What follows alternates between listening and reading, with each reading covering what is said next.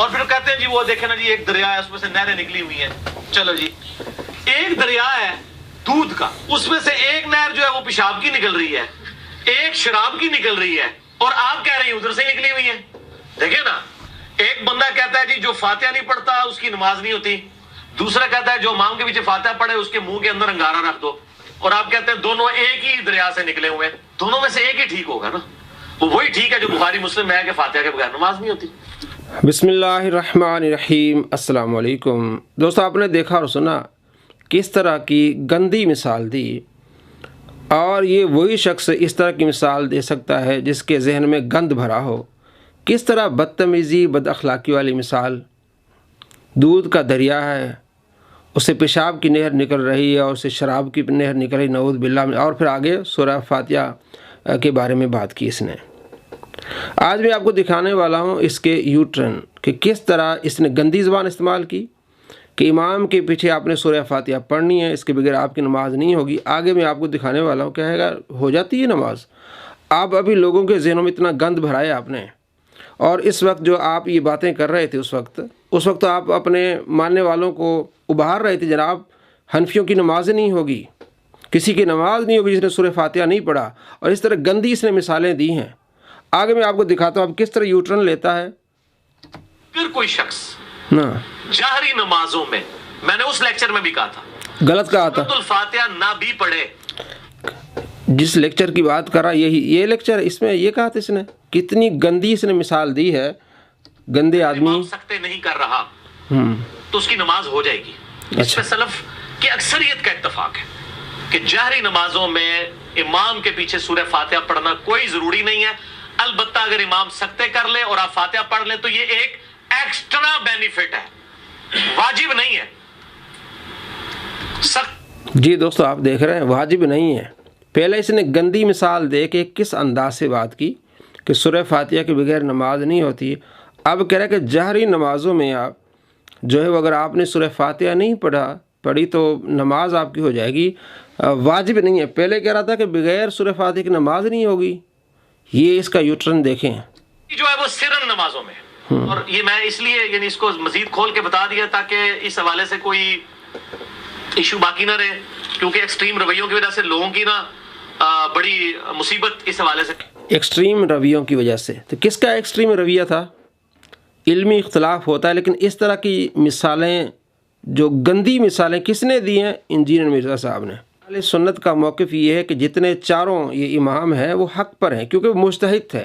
اللہ کے نبی کا فرمان ہے کہ مجتہد اگر صحیح فیصلے پر پہنچ جائے تو اسے دگنا اجر ملتا ہے, خطا کر بیٹھے اسے ایک اجر ضرور ملے گا. اس لیے ہم کہتے ہیں یہ مجتہد تھے. امام شافعی, امام مالک, امام احمد بن حنبل, امام ابو حنیفہ رحمۃ اللہ علیہ, یہ مجتہد تھے. اس لیے کہتے ہیں سارے اپنے لحاظ سے وہ صحیح تھے. اس نے اس کو کس طرح اٹیک کیا اور کس طرح گندی جو ہے اس نے مثال دی. اب کہتا ہے کہ اسٹریم رویہ جن لوگوں کے ہے, سب سے بڑا تو آپ کا یہ اتنا تعصبانہ رویہ ہے. آپ تو ادب ہی نہیں کرتے اماموں کا اور بزرگوں کا اور اللہ کے ولیوں کا, اور بہانے اور اس طرح عوام میں یہ پیش کرے جناب ہم تو درمیانے ہیں, ہم اعتدال پسند ہے. یہ اعتدال پسند جو آپ نے پہلے کیا, اب کہتا ہے کہ جناب نماز ہو جائے گی. اور یہ دیکھیں بھی کیونکہ ظاہر قرآنی حکم پہ بھی تو عمل کرنا ہے. قرآن جب پڑھا جا رہا تھا خاموشی سے سننا ہے. پہلے یاد نہیں تھا, پہلے کہتا سورہ فاتحہ بغیر نماز نہیں ہوتی, گندی مثالیں بھی دی. اب اس کو قرآن یاد آ گیا ہے. امام قرات نہیں کر رہا تو امام غلطی کرے گا. اب ادھر آ کے اہل حدیث کا موقف یہ ہے کہ اگر امام سکتے نہیں کر رہا تو امام پہ وبال ہوگا. میرا بھی یعنی کسی حد تک یہ موقف رہا ہے کہ آپ فاتحہ دب کے رکھے پیچھے, لیکن میں نے جب اس پہ غور و تفکر کیا ہے تو مجھے امام مالک اور باقی لوگوں کا موقف مضبوط نظر آیا کہ دبڑنے کی ضرورت نہیں ہے. یہ جہری نمازوں میں سورۃ الفاتحہ ویسے ہی مستحب اور نیکی کا کام ہے, واجب رہتی ہی نہیں ہے. واجب رہتی نہیں ہے. جی دوستو آپ نے دیکھا کس طرح اس نے یوٹرن لیا ہے. تو اس طرح کے جاہل لوگ جب آپ کو تبلیغ کریں گے اور ایسے جاہلوں کے پیچھے آپ جائیں گے تو آپ ان کو سن کے کہیں گے جناب یہ ٹھیک ہے, اس کے علاوہ سارے غلط ہیں. پھر جب یہ یوٹرن لیں گے تو آپ کے پلے کیا رہے گا؟ آپ تو ذلیل و خوار ہو جائیں گے. اس طرح ان پڑھ لوگ آپ علیہ السلام کو فرمانے 100 حدیث ہے بخاری میں کہ اس طرح کے جو آخری زمانہ آئے گا جاہلوں کو لوگ سردار بنا لیں گے. ایسے گمراہوں سے لوگ جا کے مسئلے پوچھیں گے, وہ خود بھی گمراہ ہوں گے, دوسروں کو گمراہ کریں گے. یہ اس میں سے ایک ہے. کس طرح کی باتیں اس نے کی ہیں اب دیکھیں. मुक्तदी के लिए काफी हो जाएगी जहरी नमाजों में। किसी बिल्ली की दुम कट गई जहरी नमाज में। अब ये बताना ये चाह रहा है कि सरी नमाजों में जनाब आपने जो है वो पढ़नी है, जहरी नमाजों में आपने सुनना है। भाई हुक्म तो एक ही था कि सूरह फातिहा के बगैर नमाज नहीं होती, तो मालूम है कि इमाम की रात कर रहा है तो उसके पीछे जो मुक्तदी खामोश रहेगा, चाहे जहरी हो चाहे सिरी हो। अब कहते नहीं जहरी नमाजों में नहीं जनाब, मैं बदल गया हूँ, अब जहरी नमाज में आप भले सुने इमाम की किरात, लेकिन सिरी नमाजों में आप पीछे पढ़ेंगे।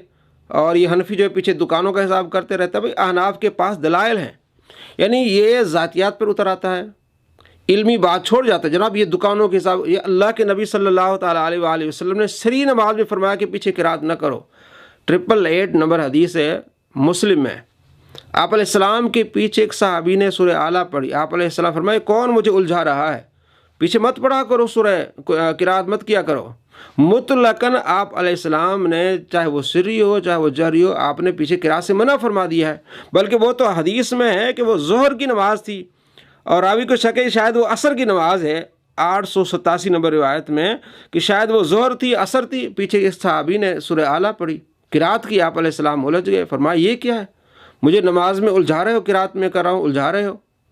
3-4 अहादीस लगातार आई हैं, वो ज़ोहर असर की नमाज में आई हैं, वो तो सिरी आप अलैहिस्सलाम उसमें भी मना फरमा रहे हैं। जाबिर बिन अब्दुल्लाह रदियल्लाहु अन्हु तिरमिज़ी में हदीस 313 कहते हैं कि इमाम के जब पीछे आप हों तो आपने सूरह फातिहा नहीं पढ़नी, बस काफ़ी इमाम की किरात। और 850 नंबर इब्ने माजा में इसी के आइंस्टाइन बाबा अलबानी उसको हसन कहते हैं कि इमाम की किरात मुक्तदी की किरात है। 1298 नंबर रिवायत है मुस्लिम शरीफ में, ज़ैद बिन साबित सहाबी से पूछा गया कि इमाम के पीछे किरात करनी है कि नहीं, फरमाया नहीं, ला किरात, कुछ नहीं पढ़ना आपने।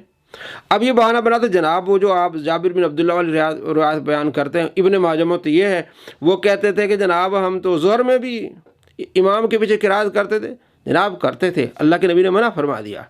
मुस्लिम में 887, 888, 889 तीनों हदीसें इसी पर है कि सहाबा करते थे, ज़ोहर में भी सिरी नमाज़ों में किरात करते थे, आप अलैहिस्सलाम ने मना फरमा दिया।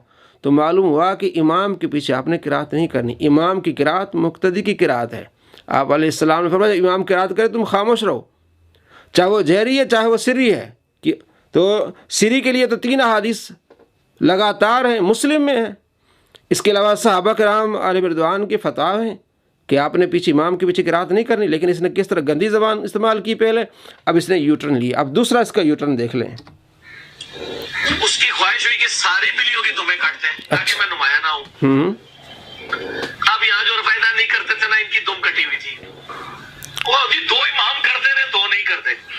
देखें दुम कटी किस तरह की मिसाल है, पहले भी किस तरह की मिसाल दी है और अब भी किस तरह की मिसाल दे रहा है। देखिए कौन से करते हैं, वो अहमद बिन हंबल इमाम शाफी करते हैं और इमाम मालिक और इमाम हनीफा नहीं करते, ताकि हम अकेले मुमताज ना हो जाए। भाई कहाँ लिखा है कि इमाम मालिक रफायदा नहीं करते थे? इमाम मालिक की अपनी किताब रुवायात पे मौजूद है, अल मुवत्ता इमाम मालिक, उसमें नमाज का चैप्टर खोले, नमाज के तरीके पे एक ही हदीस लेके आए, वो अब्दुल्ला बिन उमर वाली जो बुखारी मुस्लिम में भी है, और फलीदैन के साथ अल मुदव्वनतुल कुबरा एक किताब इमाम मालिक की तरफ मंसूब है, उसकी सनद साबित नहीं है। इमाम मालिक रहमहुल्लाह जी उनकी सनद साबित नहीं, अल मुदव्वनतुल कुबरा एक किताब है तो इमाम मालिक की तरफ मंसूब है, उसकी सनद साबित नहीं है। इमाम मालिक की किताब, अब आगे कहेगा हाँ मैं मानता हूँ कि इमाम मालिक की किताब है और अहले हदीस को बुरा भला कहेगा। कहाँ लिखा है इमाम मालिक रफ़ा नहीं करते? अल मुदव्वनतुल कुबरा में लिखा है, सफ़र में 165 पे। इमाम मालिक रहमतुल्लाह अलैह से पूछा गया कि रफ़ा दिन करना चाहिए कि नहीं, फरमाया नहीं, जो रुकू को जाते हुए रुकू से उठते वक्त ये रफ़ा दिन किया जाता है ये नहीं करना चाहिए। मैं ऐसे को ला आरिफ, मैं ऐसे रफ़ा दिन को जानता ही नहीं हूँ। अब आगे देखिए अपने आप को कैसे झूठा कर रहा है। इसने बिल्ली की मिसाल दी और अहनाफ पर थूका, अब ये थू के कैसे चाट रहा है। बिल्ली की मिसाल दी, अब इस पर मिसाल साबित हो रही है, फिट आ रही है कुत्ते की, क्योंकि मिसाल दी जाती है ना कुत्ता क्या करता है, थूक के चाटता है। इसने जिस तरह अहनाफ पर गंदी ज़बान इस्तेमाल की इसी पर आ रही है। जिंदगी पूरी मदीना से गुजरी है, कई ताबईन की उन्होंने सोहबत की है। उनकी जो फिक्र की बुनियादी किताब है अल मुदव्वनतुल कुबरा। चलो जी अब बुनियादी किताब आ गई, पहले कहता उनकी तरफ मंसूब है और सही सनद से साबित नहीं, अभी बुनियादी भी है। देखें जैसे हनफियों की है ना शरा मानिल आसार, जिसे तहावी शरीफ भी कहते हैं, इमाम तहावी अल मुतवफ़्फ़ा 321 हिजरी। इस तरह मालिकियों की बुनियादी फिक्र की किताब चलो जी कौन सी है? अल मुदव्वनतुल कुबरा। देख लें, इसके ऊपर पूरी फिक्र मालिकी کہتے ہیں وہ دیکھیں جی وہ کتاب کنٹروورشل ہے. سر آپ کے کہنے سے کنٹروورشل نہیں بنے گی. سلفی کہتے ہیں اس نے خود کیسی زبان استعمال کی, بلی کی مثال دی, اور کیا یہ ثابت نہیں ہے, ان کی طرف منسوب ہے لیکن ثابت نہیں, اب سلفیوں کی طرف اشارہ کر دیا. تواتر کے ساتھ نقل ہوئی ہے, وہ اس کتاب کو بنیادی کتاب مانتے ہیں. موطا امام مالک میں ہاتھ باندھنا ہے, اور جو ان کی فقہ کی اسٹیبلش کتاب ہے المدونۃ الکبریٰ اس میں چھوڑنا ہے. تو ظاہر ہے پھر اس کی حیثیت ثانوی ہوگی, المدونۃ الکبریٰ کی جو حیثیت ہے وہ پھر پرائرٹی پہ ہو جائے گی, کیونکہ وہ اس کو فالو کر رہے ہیں. وہ اس کو فالو کر رہے ہیں. جی دوستو, آپ نے دیکھا اور سنا اپنے آپ کو کیسے جھوٹا کیا, کس طرح اس نے یوٹرن لیا. پہلے اسی کتاب کو مان نہیں رہا تھا, کہتا کہاں لکھا ہوا امام مالک رفع الیدین نہیں کرتے تھے. جناب اسی کتاب میں جس کو آپ کہہ رہے تھے کہ اس کی سند ثابت نہیں, اب کہتے ہیں وہ ان کی بہترین کتاب ہے, اولین کتاب ہے, اور اسی پر ان کی فقہ کی جو ہے وہ بحث ہے, وہ سارا اسی پر وہ عمل کرتے ہیں. امام مالک سے ڈائریکٹ ان کے شاگرد نے سوال کیے, تو کہتا ہے کہ موطا امام مالک میں ہاتھ باندھنا ہے, روایت ہے, لیکن المدونۃ الکبریٰ میں نماز کا طریقہ یہ لکھا ہوا ہے کہ آپ نے ہاتھ چھوڑ کے نماز پڑھنی. تو جناب علی موطا میں رفع الیدین کے ذکر ہے, اور المدونۃ الکبریٰ میں امام مالک فرماتے ہیں میں ایسے رفع الیدین کو جانتا ہی نہیں, جو رکوع کو جاتے ہوئے کیا جاتا ہے اور رکوع سے اٹھتے ہوئے کیا جاتا ہے. تو معلوم ہو گیا کہ امام مالک رحمۃ اللہ علیہ کے نزدیک رفع الیدین نہیں تھا, وہ سمجھتے تھے منسوخ ہو گیا ہے, کیونکہ امام مالک رحمۃ اللہ علیہ ہمیشہ مدینے میں رہے ہیں, اور مدینے کے فقہاء اور محدثین کا جو نظریہ ہوتا تھا وہ امام مالک کا نظریہ ہوتا تھا. تو امام مالک نے یہ نظریہ اپنایا کہ رفع الیدین منسوخ ہو چکا ہے. المدونۃ الکبریٰ میں پہلے اس نے بلیوں کی مثال دی, اب اس نے تھوکا, اب تھوک کے چاٹا, اس پر مثال فٹ آئی ہے کتے کی, کہ کتے کا یہ کام ہوتا ہے کہ وہ تھوک کے چاٹے. تو یہ اپنے آپ کو کہتا ہے میں معتدل ہوں, بہانہ بناتا ہے, دھوکہ دیتا ہے. اس طرح کے معتدل ہوتے ہیں, اس طرح کی گندی مثالیں دیتے ہیں جس طرح اس نے دی ہیں. اب تیسرا اس کا یوٹرن دیکھیے. یہ حدیث سنن ابن ماجہ اور جامع ترمذی میں تو یہاں تک موجود ہے, لیکن المعجم الکبیر الطبرانی کے اندر اس کا اگلا حصہ بھی موجود ہے کہ سیدنا عثمان بن عفان رضی اللہ تعالیٰ عنہ کے دور میں بھی ایک نابینا شخص آیا. اچھا, اس نابینا شخص نے جب یہ دعا کی تو اس کی پھر بینائی واپس آ گئی الحمدللہ. تو سیدنا عثمان کے دور میں یہ طبرانی کے اندر موجود ہے, ایک نابینا شخص آیا تو سیدنا عثمان نے اس کو یہی دعا تعلیم فرمائی اور پھر اس کی بھی بینائی واپس آ گئی. لیکن یہ والا جو پورشن ہے یہ صحیح سند کے ساتھ ثابت نہیں, لہذا یہ روایت بالکل ضعیف ہے. جی دوستو, آپ نے دیکھا اس روایت کو اس نے کہا یہ حدیث ضعیف ہے.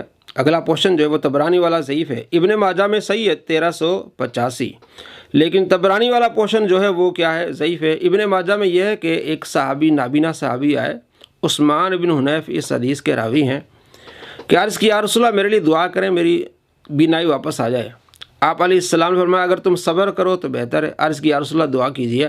تو آپ علیہ السلام نے فرمایا جاؤ وضو کرو اور 2 نفل پڑھو.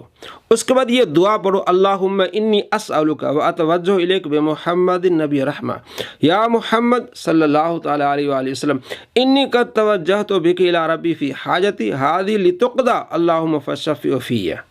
اے اللہ میں تجھ سے نبی صلی اللہ تعالیٰ علیہ وآلہ وسلم کے وسیلے سے دعا کرتا ہوں میری یہ حاجت پوری فرما. تو وہ شخص گیا, اس نے وضو کیا, نماز پڑھی, اللہ تبارک و تعالیٰ اس کی بینائی لوٹا دی. تو اب ان کا موقف یہ ہے کہ جناب سرکار دو عالم صلی اللہ تعالیٰ علیہ وآلہ وسلم کے زمانے میں آپ صلی اللہ تعالیٰ علیہ وآلہ وسلم کا وسیلہ لیا جا سکتا ہے. تو اس حدیث کا جو دوسرا پورشن ہے وہ طبرانی میں ہے, اس کا یہ انکار کرتا ہے. پہلے کرتا تھا, اب اس کو صحیح مان رہا ہے. یہ آپ نے ابھی دیکھا کہ وہ جو اگلا پورشن ہے وہ ضعیف ہے. ہم آپ کو اس کی یوٹرن دکھا رہے ہیں کہ یہ کہتے تھے کہ جناب علی سرکار دو عالم صلی اللہ تعالیٰ علیہ وآلہ وسلم کے زمانے میں جو صحابہ نے آپ کا وسیلہ لیا وہ ٹھیک تھا, لیکن سرکار دو عالم صلی اللہ تعالیٰ علیہ وآلہ وسلم کے زمانے کے بعد آپ علیہ السلام کا وسیلہ نہیں لیا جا سکتا. ہم کہتے تھے لیا جا سکتا ہے, طبرانی میں حدیث ہے, امام طبرانی اس کو صحیح کہا ہے اور محدثین یہ عمل کرتے آئے ہیں کہ عثمان بن حنیف کہتے ہیں کہ آپ صلی اللہ تعالیٰ علیہ وآلہ وسلم کے زمانے کے بعد حضرت ابو بکر حضرت عمر کے بعد عثمان کا زمانہ آیا تو میرے پاس ایک شخص آیا, اس نے کہا میں عثمان غنی کے پاس جاتا ہوں, مجھے موقع نہیں ملتا, میں نے بات کرنی میرا کام ہے, تو آپ سفارش کریں. تو حضرت عثمان بن حنیف کہتے ہیں کہ میں نے کہا تم وضو کرو اور نفل پڑھ کے پھر یہ دعا مانگو. اس نے ایسا ہی کیا, اس کا کام ہو گیا. پھر ان کے پاس آیا تو پھر انہیں یہ واقعہ سنایا, تو اس واقعے کو یہ کہہ رہا ہے ضعیف ہے. آگے کیا کہہ رہا ہے جناب یہ بھی دیکھ لیں آپ. اس کو سپورٹیو ایک حدیث بھی ہے جس کی صحت میں اختلاف ہے, لیکن چونکہ ایک بہت بڑے امام طبرانی جنہوں نے یہ حدیث نقل کی ہے, المتوفا 360 ہجری, جو امام حاکم نیشا پوری کے استاد ہیں, المتوفا 405 हिजरी। इमाम तबरानी ने किताब लिखी अल-मुअज्जमुल कबीर, तबरानी की किताब, उसमें यही हदीस एक दूसरी फॉर्म में आई है। अगरचे अहले हदीस उसमें थोड़ा इख्तलाफ करते हैं, थोड़ा नहीं करते, वो तो मानते ही नहीं है। अब ये भी नहीं मानता था, अब देखें क्या कहता है। अक्सरियत उसकी सेहत के ऊपर इत्तफाक करती है, इमाम तबरानी खुद भी। मैं उन बहसों में नहीं पड़ता, मैं उस हदीस को सही मानते हुए बात कर रहा हूँ। जी दोस्तों, पहले इसने क्या था, कहा था कि ज़ईफ़ है, और इससे पहले उसने बहुत गंदी मिसाल भी दी थी, बहुत ही गंदी मिसाल। आज हमने आपको 3 इसके यूटर्न दिखाए। एक तो इसने फातिहा खल्फुल इमाम पर जो उसने यूटर्न लिया, वही आपको दिखाया, इसकी जहालत है। फिर रफ़ुल यदैन के बारे में, अल-मुदव्वरतुल कुबरा के बारे में, और तीसरा वसीले के बारे में। तो आपको मालूम होना चाहिए कि ऐसे जाहिलों के पीछे जाने से आप ऐसे गड्ढे में जाएंगे जहां आपको निकलना बड़ा मुश्किल हो जाएगा। ये तो इस तरह बदलते रहेंगे, इनके पास ऑथेंटिक मालूमात तो है ही नहीं है, ये अपने मौके बदलते रहेंगे और आप ख्वार होते रहेंगे।